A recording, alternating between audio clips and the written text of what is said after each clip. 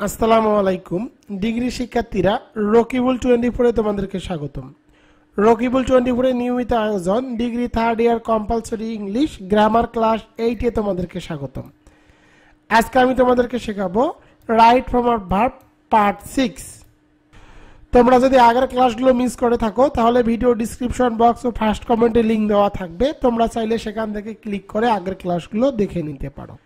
তোমাদের জন্য রকিবুল 24 শিওরে প্লাস যে শর্টকাট সাজেশন বইটি তৈরি করেছে সেই সাজেশন বইয়ের পেজ নম্বর 110 এবং 111 নম্বর পেজ আমি তোমাদেরকে আজকে শেখাবো। রুল নম্বর 9.5, হ্যাটের পরে যদি ভার্বের পিপি হয়, পিপি মানে ভার্বের পাস্ট পার্টিসিপল ফর্ম, এরপরে বিফোর থাকে তাহলে তোমাদেরকে ভার্বের পাস্ট ফর্ম করতে হবে। ভার্বের পাস্ট ফর্ম এরপরে after as though as if থাকে তখন তোমাদেরকে অ্যান্সার লিখতে হবে হ্যাড প্লাস ভার্বের পিপি।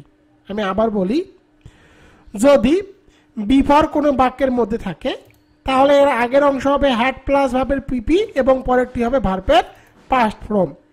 আর ভার্বের পাস্ট ফর্ম যদি থাকে after as though as if হয় তাহলে তোমাদেরকে অ্যান্সার লিখতে হবে হ্যাড প্লাস ভার্বের পিপি। এখন তোমরা আমাকে প্রশ্ন করতে পারো, স্যার এর রুলটি তো অনেক কঠিন, আমরা কিভাবে মনে রাখবো?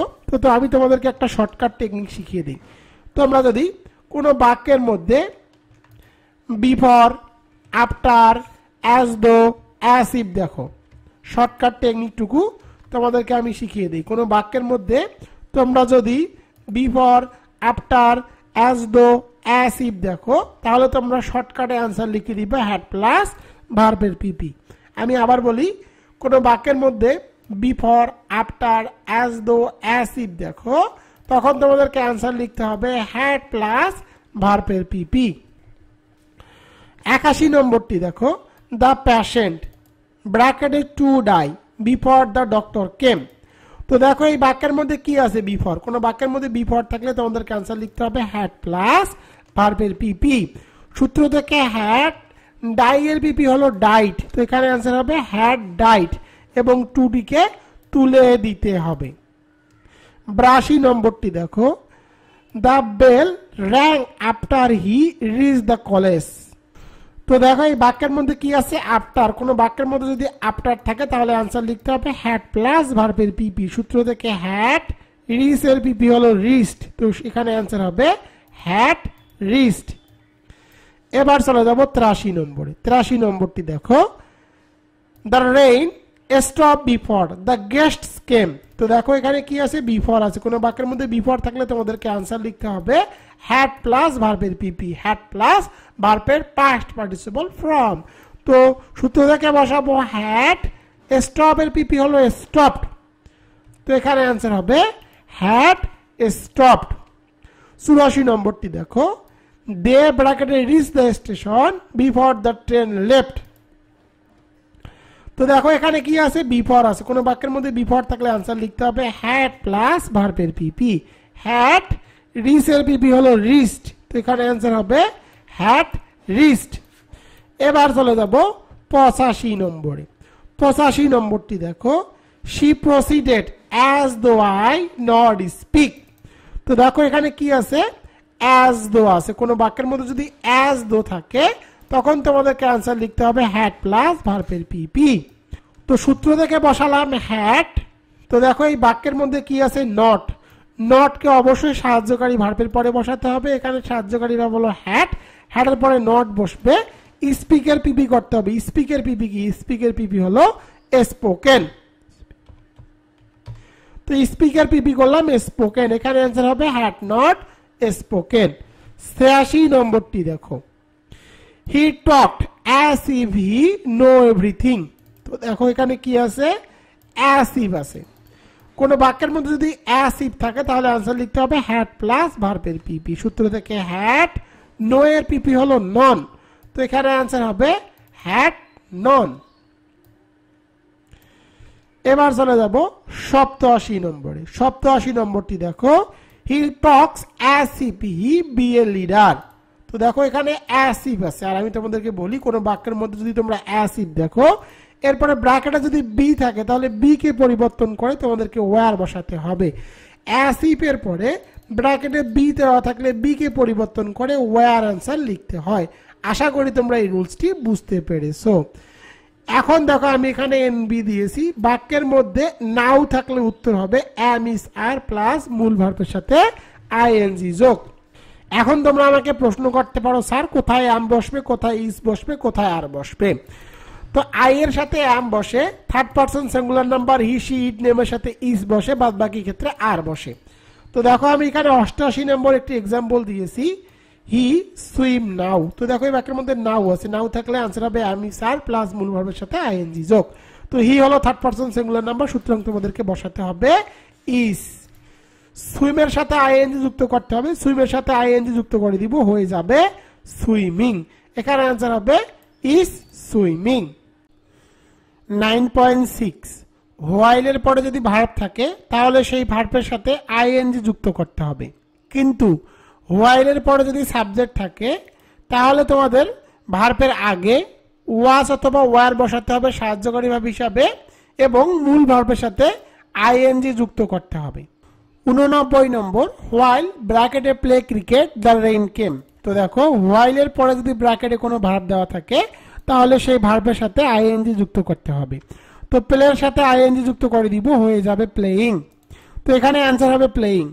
90 নম্বরটি দেখো হোয়াইল দে ব্র্যাকেটে play cricket the rain came. তো দেখো হোয়াইলের পরে যদি সাবজেক্ট দেওয়া থাকে, দেখো এখানে হোয়াইলের পরে কি দেওয়া আছে, হোয়াইলের পরে দেওয়া আছে ভার্ব।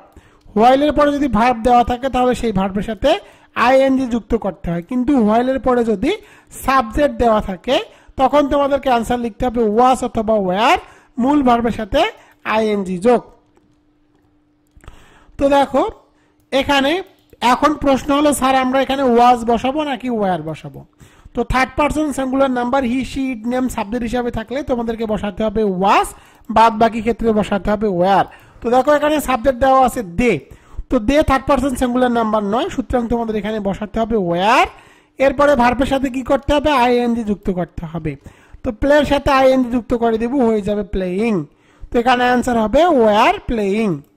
মোট কথা হলো হোয়াইলের পরে যদি ভার্ব দেওয়া থাকে তাহলে সেই ভার্বের সাথে আইএনজি যুক্ত করতে হবে, আর হোয়াইলের পরে যদি সাবজেক্ট থাকে তখন তোমাদেরকে সাবজেক্ট অনুযায়ী ওয়াজ অথবা ওয়্যার বসাতে হবে এবং মূল ভার্বের সাথে আইএনজি যুক্ত করতে হবে। আশা করি তোমরা এই রুলটি বুঝতে পেরেছো। এবার চলে যাই 10 নম্বরে, right form of verb WS question. অর্থাৎ তোমাদের রাইট ফর্ম অফ ভার্ব হিসাবে ডাব্লিউএস কোশ্চেন আসবে, যেগুলোকে তোমাদেরকে সঠিক করতে হবে। তো দেখো ডাব্লিউএস কোশ্চেনের মেইন একটি রুল আছে। ডাব্লিউএস কোশ্চেনের মেইন রুলটি হলো প্রথমে ডাব্লিউএস, এরপরে সাহায্যকারী ভার্ব, এরপরে সাবজেক্ট, এরপরে মূল ভার্ব, এরপরে বাকি অংশ, শেষে একটি প্রশ্নবোধক চিহ্ন। এটি হলো ডাব্লিউএস কোশ্চেনের মেইন স্ট্রাকচার। তো এক্সাম্পলে যাই, দেখো হোয়াই ইউ ব্র্যাকেটে not attend the meeting yesterday. প্রথমে আমাদেরকে কি বসাতে হবে, ডাব্লিউএস। তো এখানে ডাব্লিউএস হিসেবে দেওয়া আছে হোয়াই, সুতরাং আমি এখানে হোয়াই বসিয়েছি। এরপরে তোমাদেরকে সাহায্যকারী ভার্ব বসাতে হবে। দেখো এই বাক্যের মধ্যে কোনো সাহায্যকারী ভার্ব দেওয়া নাই এবং এখানে আছে ইয়েস্টারডে। যদি ইয়েস্টারডে থাকে তাহলে বুঝতে হবে সেটি পাস্ট ফর্মে আছে, সুতরাং তোমাদেরকে সাহায্যকারী ভার্ব হিসেবে বসাতে হবে ডিড। তো আমি এখানে ডিড বসিয়েছি। এরপরে তোমাদেরকে সাবজেক্ট বসাতে হবে। তো দেখো এই বাক্যের মধ্যে সাবজেক্ট দেওয়া আছে ইউ, তো ইউ বসিয়েছি। এরপরে তোমাদেরকে নট বসাতে হবে। যদি রাইট ফর্ম অফ ভার্বের ক্ষেত্রে ডাব্লিউএস কোশ্চেন করার সময় বাক্যের মধ্যে নট দেওয়া থাকে তাহলে নটকে অবশ্যই সাবজেক্টের পরে বসাতে হবে। এরপরে যেহেতু এখানে ইয়েস্টারডে আছে, সুতরাং তোমাদেরকে যে ভার্বটি দেওয়া থাকবে তার প্রেজেন্ট ফর্ম করতে হবে। অ্যাটেন্ড এর প্রেজেন্ট ফর্ম হলো অ্যাটেন্ড। এরপরে বাকি অংশটুকু ঠিক থাকবে, দ্য মিটিং ইয়েস্টারডে। তোমাদেরকে যখন আমি ডাব্লিউএস কোশ্চেন শেখাবো তখন তোমরা এগুলো খুব সহজেই বুঝতে পারবা। পরেরটিতে দেখো হোয়াট ইউ ব্র্যাকেটে ডু নাও। তো দেখো এখানে কি আছে, নাও আছে। তো নাও থাকলে আমি তোমাদেরকে একটু আগেই শিখিয়েছি সাহায্যকারী ভাব হিসেবে বসবে এম ইজ আর। এই তিনটের মধ্যে মূল ভাব অনুযায়ী একটি বসাতে হবে। প্রথমে ডাব্লিউএস কোশ্চেন বসাতে হবে। তো দেখো এখানে ডাব্লিউএস কোশ্চেন হিসেবে দেওয়া আছে হোয়াট বসিয়েছি। এরপরে এম ইজ আর। নাও থাকলে তোমাদেরকে বসাতে হবে am is are. Am is are কে সাবজেক্ট অনুযায়ী বসাতে হবে। তো দেখো এখানে সাবজেক্ট আছে ইউ, তো ইউ এর সাথে সবসময় কি বসে, আর বসে, এই কারণে এখানে আর বসিয়েছি। এরপরে সাবজেক্ট, এখানে সাবজেক্ট হলো ইউ, তো আমি এখানে ইউ বসিয়েছি। তো দেখো যদি নাও থাকে তাহলে মূল ভার্বের সাথে অবশ্যই আইএনজি যুক্ত করতে হয়, তো ডু এর সাথে আইএনজি যুক্ত করে দিব, হয়ে যাবে ডুইং। এরপরে বাকি অংশটুকু নাও ঠিক আছে, শেষে একটি প্রশ্নবোধক চিহ্ন। এখানে অ্যান্সার হবে what are you doing now. পরেরটি দেখো, ডু ইউ ব্র্যাকেটে নট কাম হোম ইয়াস্টারডে। তো দেখো এই বাক্যের মধ্যে কিন্তু ইয়াস্টারডে আছে, যদি কোনো বাক্যের মধ্যে ইয়াস্টারডে থাকে তাহলে তোমাদেরকে সাহায্যকারী ভার্ব হিসেবে বসাতে হবে ডিড। আমি আবার বলি, কোনো বাক্যের মধ্যে যদি ইয়াস্টারডে থাকে তাহলে সাহায্যকারী ভার্ব হিসেবে বসাতে হবে ডিড। স্ট্রাকচার অনুযায়ী বসাই, প্রথমে ডাব্লিউএস কোশ্চেন, এখানে ডাব্লিউএস কোশ্চেন হিসেবে দেওয়া আছে হোয়াই, হোয়াই বসিয়েছি, এরপরে সাহায্যকারী ভার্ব। তো দেখো এই বাক্যের মধ্যে ইয়েস্টারডে আছে, সুতরাং তোমাদেরকে বসাতে হবে ডিড। এরপরে সাবজেক্ট, এখানে সাবজেক্ট দেওয়া আছে ইউ, তো আমি ইউ বসিয়েছি, যেহেতু এই বাক্যের মধ্যে নট আছে তাহলে নটকে অবশ্যই তোমাদেরকে সাবজেক্টের পরে বসাতে হবে। তো সাবজেক্টের পরে নট বসিয়েছি, এরপরে দেখো আছে কাম, কাম বসাবো। ইয়েস্টারডে থাকলে যে মূল ভার্বটি তার প্রেজেন্ট ফর্ম করতে হবে, তো কামের প্রেজেন্ট ফর্ম কাম, এরপরে বাকি অংশটুকু লিখতে হবে হোম ইয়েস্টারডে।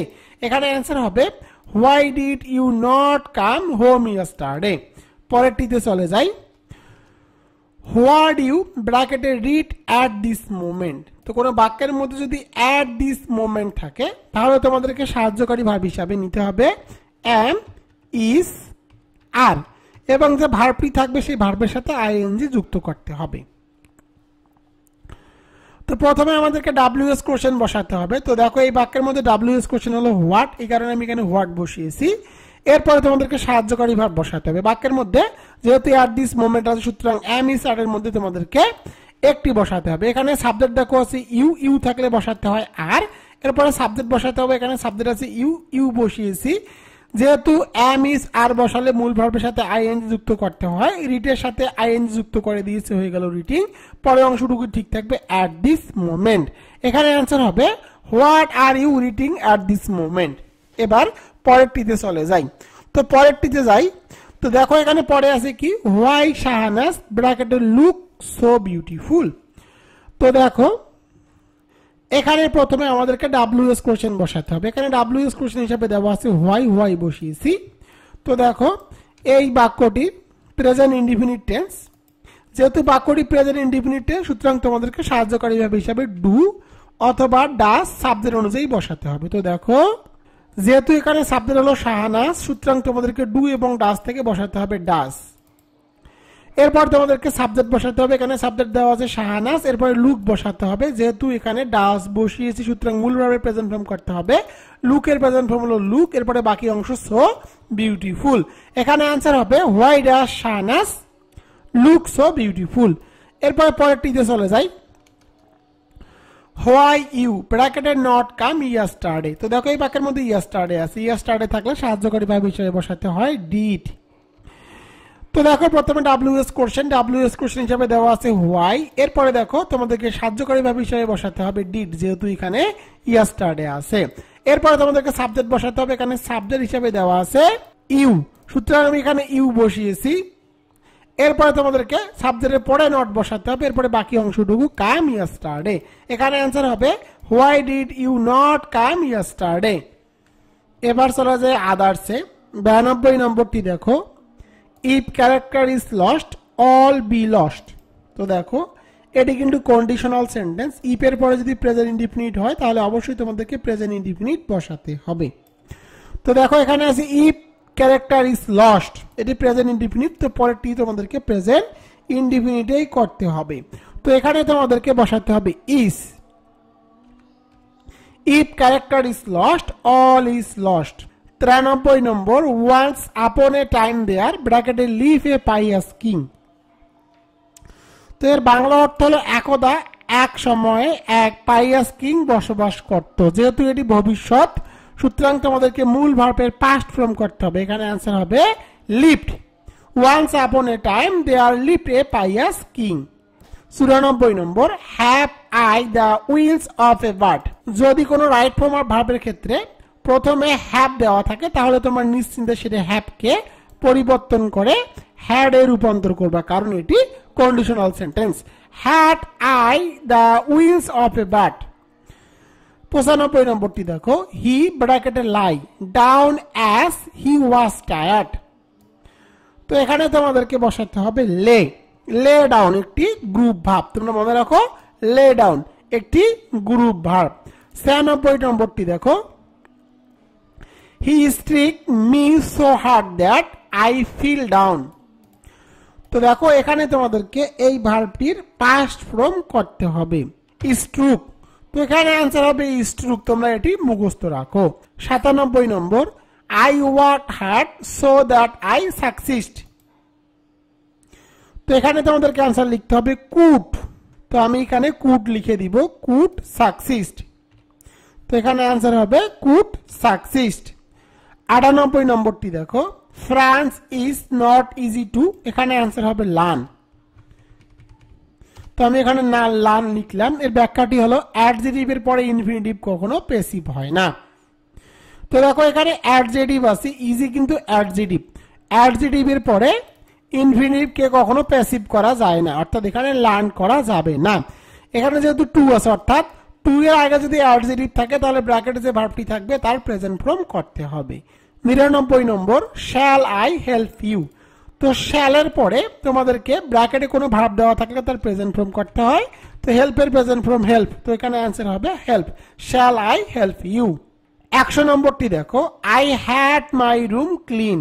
তো এখানে তোমাদেরকে পাস্ট পার্টিসিপল ফর্ম করতে হবে cleaned, I had my room cleaned. তো দেখো আমি এখানে রুল এ দিয়েছি, রিলেটিভ প্রোনাউনের পরের ভার্বটি রিলেটিভ প্রোনাউনের ঠিক পূর্বের নাউন বা প্রোনাউনের অ্যান্টিসিডেন্ট অনুযায়ী বসাতে হয়। তো তোমাদেরকে এতটুকু বুঝতে হবে না, তোমাদেরকে জাস্ট বুঝতে হবে যদি কোনো বাক্যের মধ্যে হু দেওয়া থাকে তাহলে হু এর আগে যে সাবজেক্টটি থাকবে সেই সাবজেক্ট অনুযায়ী তোমাদেরকে ভার্বটি ঠিক করতে হবে। তো দেখো, ইট ইজ আই হু ব্র্যাকেটে বি রেসপন্সিবল। তো দেখো এখানে যেহেতু হু আছে, তো হু এর আগে যে সাবজেক্টটি থাকবে সেই সাবজেক্ট অনুযায়ী তোমাদেরকে ভার্বটি ঠিক করতে হবে। তো দেখো এখানে আছে আই, আর আই থাকলে বি এর পরিবর্তে তোমাদেরকে লিখতে হবে এম, কারণ আই এর সাথে এম বসে। আর বি মানে কি, এম ইজ আর। পরেরটি দেখো, ইট ওয়াজ ইউ হু ব্র্যাকেটে বি টু ব্লেম। তো দেখো এখানে হু এর আগে সাবজেক্ট কি আছে, হু এর আগে সাবজেক্ট হলো ইউ, আর বি মানে কি, বি মানে হলো এম ইজ আর। তো দেখো যেহেতু এখানে ইউ আছে, ইউ এর সাথে বি থাকলে এম ইজ আর এর মধ্যে আর বসাতে হয়। তো এখানে অ্যান্সার হবে আর। তো আমি এখানে আর লিখে দিলাম। এবার রুল বি এ চলে যাই। রুল বি, দেয়ার এর পরে ভার্ব, এরপরে সিঙ্গুলার নাউন, সিঙ্গুলার সাবজেক্ট, তখন ভার্বটি সিঙ্গুলার হবে। দেয়ার এর পরে ভার্ব প্লুরাল নাউন, তাহলে প্লুরাল সাবজেক্ট, তখন ভার্বটিও প্লুরাল হবে। অর্থাৎ দেয়ার এর পরে যদি নাউনটি সিঙ্গুলার হয় তাহলে তোমাদেরকে ভার্বটিও সিঙ্গুলার করতে হবে। দেয়ার এর পরে যদি প্লুরাল নাউন থাকে, অর্থাৎ নাউনটি প্লুরাল, তখন ভার্বটিও প্লুরাল হবে। এক্সাম্পলে যাই তাহলে বুঝতে পারবে। তাহলে দেখো, দেয়ার ব্র্যাকেটে বি, বি মানে কি, বি মানে হলো am is are. A school in our village. তো দেখো এ স্কুল, এই নাউনটি কি, এই নাউনটি কিন্তু সিঙ্গুলার নাউন, সুতরাং এই ভার্বটিও কি করতে হবে, সিঙ্গুলার করতে হবে। তো এম ইজ আর এর মধ্যে সিঙ্গুলার হলো ইজ, সুতরাং এখানে অ্যান্সার হবে ইজ।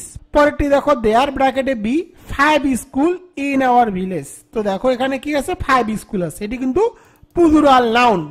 যেহেতু প্লুরাল নাউন, সুতরাং তোমাদেরকে এখানে প্লুরাল ভার্ব বসাতে হবে। বি এর প্লুরাল ফর্ম হলো আর, তো এখানে অ্যান্সার হবে আর। মোট কথা হলো, দেয়ার এর পরে ভার্বটি সিঙ্গুলার না প্লুরাল হবে তা নির্ভর করবে তার পরের নাউনের উপর। অর্থাৎ ভার্বের পরে নাউনটি যদি সিঙ্গুলার হয় তাহলে ভার্বটি সিঙ্গুলার হবে, আর নাউনটি যদি প্লুরাল হয় তাহলে ভার্বটিকেও প্লুরাল করতে হবে। আশা করি তোমরা এই রুলসটি বুঝতে পেরেছো। তোমাদেরকে একটা বিষয় জানিয়ে রাখি, আমি যে তোমাদের জন্য শিওরে প্লাস শর্টকাট সাজেশন বইটি তৈরি করেছি, এরপরে পেজ নম্বর 112 থেকে 114 নম্বর পেজে রাইট ফর্ম অফ ভার্বের 6টি টেকনিক এবং 35টি প্র্যাকটিস দেওয়া আছে, যেগুলো পড়লে 100% কমন পড়বে। এর ভিডিওটি আমি তৈরি করব না। তোমরা যারা যারা এই বইটি ক্রয় করবা তারা পেজ নম্বর 112 থেকে 114 নম্বর পেজ পড়িও। সেখানে মোট 6টি টেকনিক ও 35টি রাইট ফর্ম অফ ভার্ব দেওয়া আছে, যেগুলো পড়লে 100% কমন পড়বে। তোমরা যারা যারা এই সাজেশন বইটি ক্রয় করতে চাও তারা অবশ্যই আমাকে ইমো এবং হোয়াটসঅ্যাপে এসএমএস করো। আমার ইমো এবং হোয়াটসঅ্যাপ নম্বর 01744559475। সুন্দরবন কুরিয়ার সার্ভিসের মাধ্যমে বাংলাদেশের যে কোনো প্রান্তে এই সাজেশন বইটি পাঠানো হয়।